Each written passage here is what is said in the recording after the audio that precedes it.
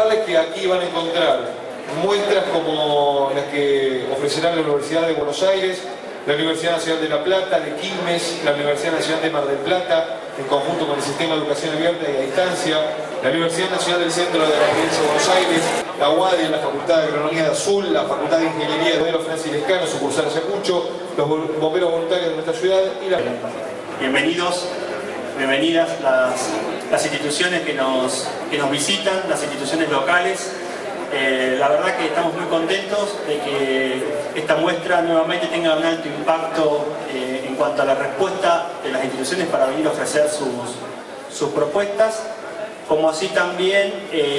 la predisposición de las escuelas para organizarse y para poder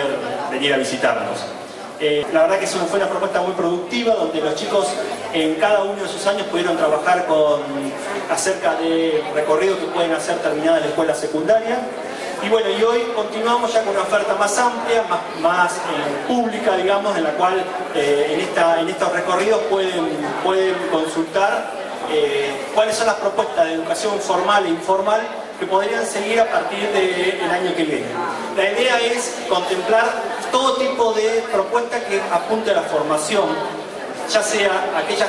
carreras tradicionales, universitarias o terciarias, como aquellos cursos, talleres que pueden brindar un recorrido posterior a la escuela secundaria con oportunidades de salida laboral. Aprovechen, tienen a las instituciones que seguramente para poder después acercarse tienen que hacer algún viaje o las quieren acá, así que evacúen dudas, consulten, aprovechen a la gente que ha venido a acercarle las propuestas, no se vayan con dudas porque para eso están.